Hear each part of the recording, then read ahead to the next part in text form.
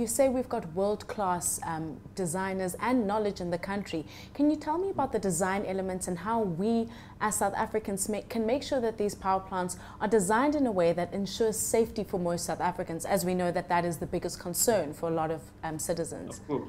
The nuclear industry is very much an international industry, and because of this, we do work very well together internationally. Of course, South Africa will not be building a first-of-a-kind reactor, and I think the way we're going about it is absolutely right, to find vendor countries that are actually established design houses of nuclear power plants.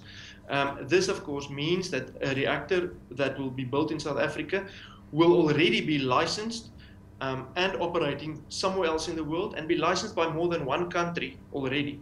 It will not end there, of course. When it comes to South Africa, our national regulator will also scrutinize the design and ensure that it actually meets our rigorous standards as well. And for that, even for that, we do have a lot of international support to assist us in that.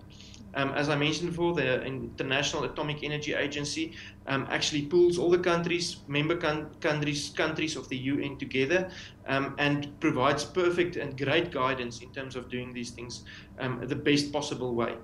Of course, the new generation plants that we are looking at are also designed to, if the worst case disaster or event might occur, natural disaster such as a tsunami or an earthquake could occur, that if the plant should fail, it will fail into a safe state where you can simply keep the plant safe, cool down, and once the event is over, you can restart it. So in those design areas, and that's something that I work on quite a lot, and I lecture on it as well, there's been tremendous lot of work done in the past 20 years in improving that. That doesn't say that the existing plants are not safe. Many of these plants have been subjected to theoretical stress tests of worst case scenarios and been adapted to actually meet the new rigorous standards of the new generation plants. And I think people should realize that nobody takes the safety of nuclear more seriously than the people working in it. It's our livelihood, and it's something that we are very proud of. And I think it speaks for itself in terms of our safety record in this industry. So just to conclude, I think we've really touched on a lot of concerns that most South Africans have had. And do you think that this transition that we're making into a bigger commitment to nuclear energy is a beneficial one for our energy and the future of our energy? I think absolutely. As I mentioned before, I think energy diversity is extremely important for any country, and South Africa we need to take more care of our natural resources.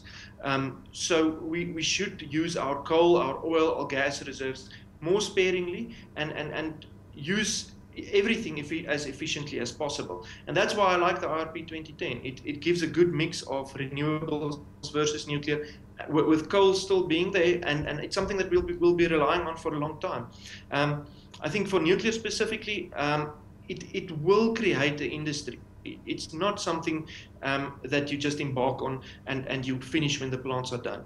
It will create an industry that requires scientific knowledge and a lot of expertise, and that is really rewarding for people working in that industry.